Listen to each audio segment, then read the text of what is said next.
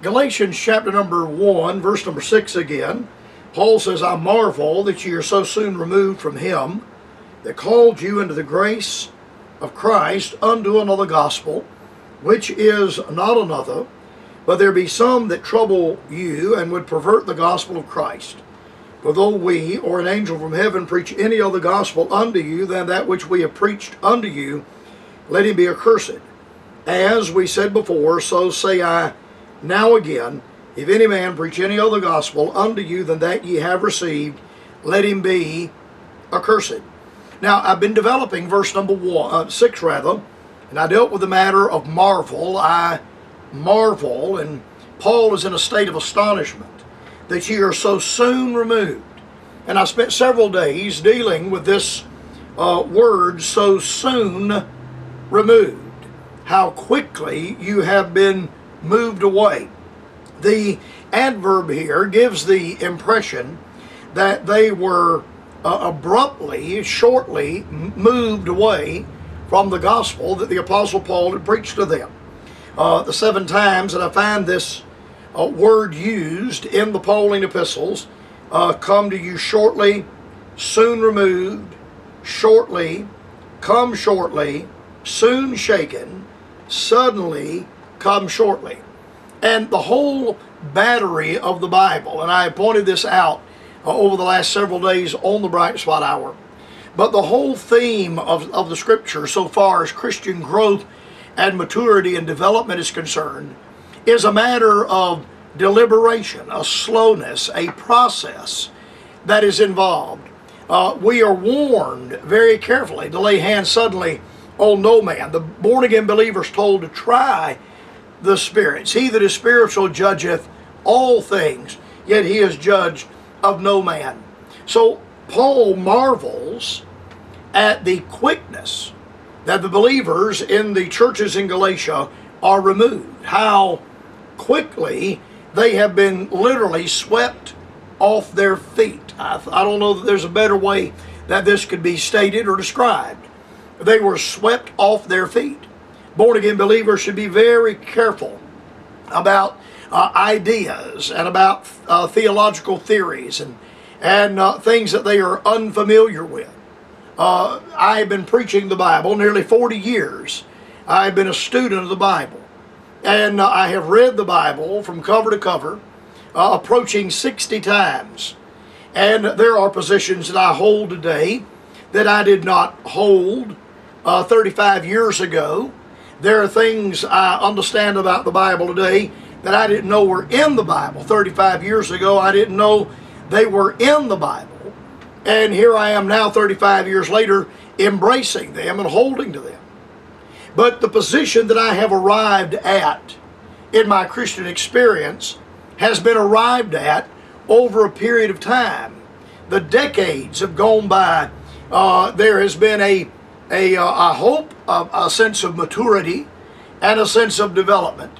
Paul warns that the minister is not to be a novice, and lest being lifted up in pride, he fall and become captive to the adversary of the devil. And the difference between a man that is seasoned and a man that is a novice is not intellectual ability, it is not education.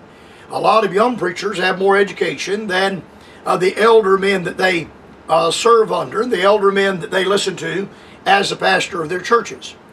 But the difference between the novice and the elder statesman is the years of development and the years of experience and the years of developing a handle and an understanding on the things of God.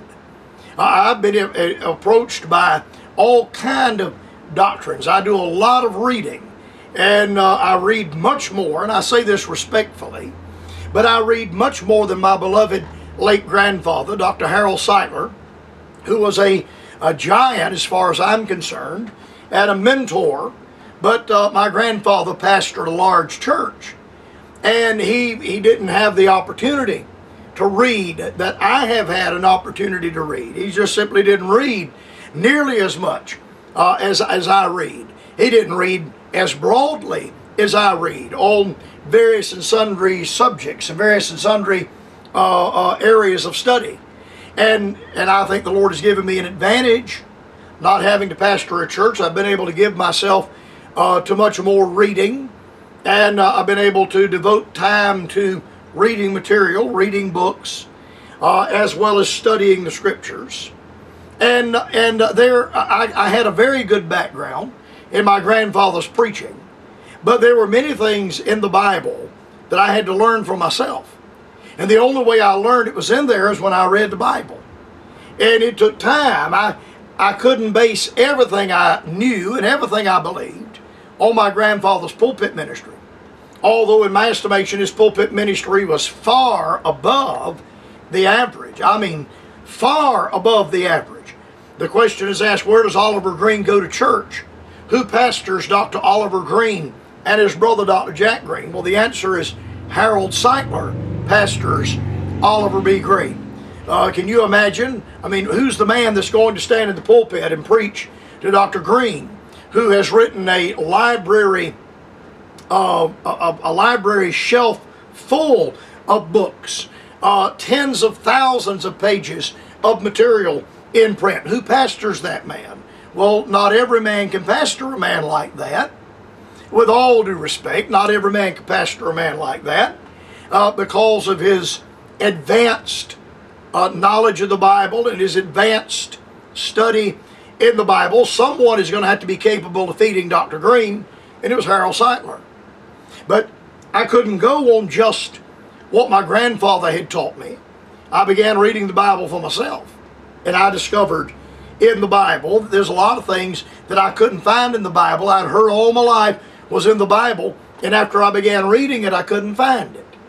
And then there's many things that I discovered were in the Bible that no one ever bothered to tell me about. No one ever preached on it. Nobody ever brought it to my attention, and yet I can read it. I can read it in a King James Bible. I mean, there it is, black ink on white India paper. I'm looking at it. I can read it, and nobody ever preached me a sermon about that or explained that to me or even brought it up in the course of conversation. And what I'm saying is this: the Christian experience is an experience of growth.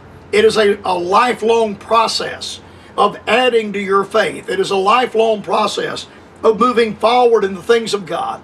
When I studied my master's degree in the late 89, 90, and 1991, and I was confronted in that master's degree, everything I read was Calvinist. I mean, everything I read, all the textbooks were all Calvinistic. And I had to confront that. I had to deal with that. And I had a lot of questions in my mind during those years that I was working on my master's degree. But by 1995, 1996, 2 or 3 years after having studied and earned that master's degree, I was solid. My feet were solidly on the ground. I am not a Calvinist. I do not accept covenant theology, and I'll tell you why from the Bible. I'll go right down the line. I'm a dispensationalist. I cannot be a Calvinist. I'm a dispensationalist. And a true Calvinist cannot be a dispensationalist. Under no circumstance can he be if he's truly a Calvinist. And I had to confront that. I had to deal with that. And I got it settled in my heart and settled in my mind and settled in my understanding.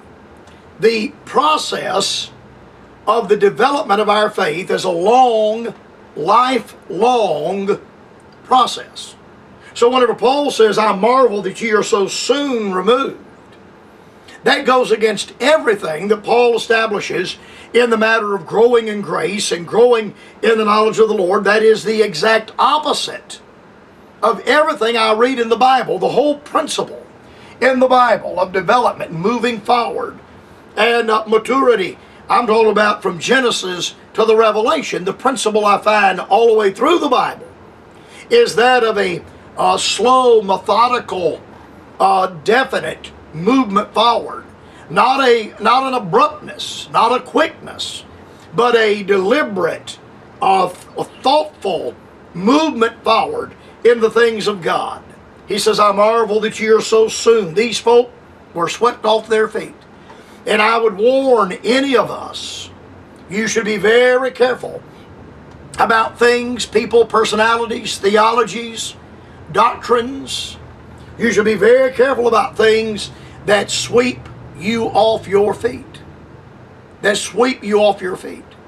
I'm talking about these people heard the Judaizers and immediately left the grace of God. They heard the Judaizers and walked away from the calling of the saving grace of God. They were swept off their feet. They jumped on the Judaizers' bandwagon. Now Paul says, I marvel that you are so soon removed.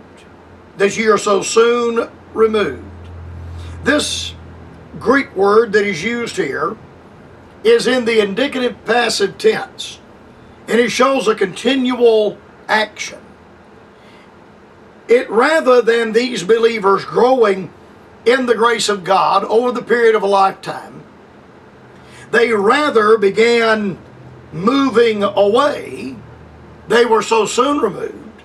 And then the outgrowth of that, it shows a continual act, rather than weighing what the Judaizers had said against the revelation of Scripture. That's exactly what Paul means when he says, he that is spiritual judgeth all things, yet he is judged of no man. You and I are to judge what we hear. If I hear something, I'm to judge that by what I understand to be in the Bible.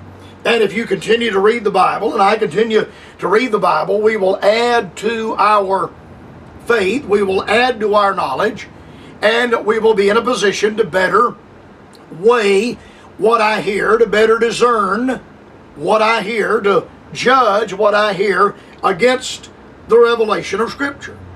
But rather than this process, this continual action of growing in the grace of God and developing in the things of God, they are showing a continual action of moving away from the grace of Christ and moving away from the revelation of the things of God.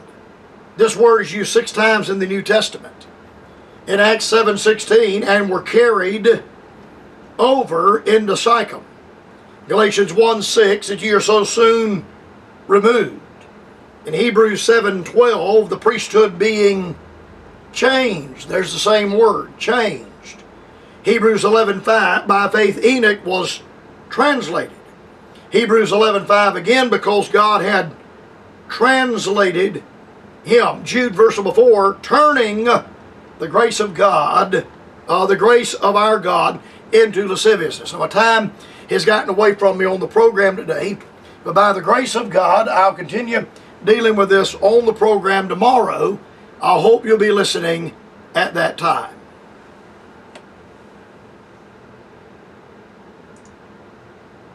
The Bright Spot Hour at Post Office Box 4, Greenville, South Carolina 296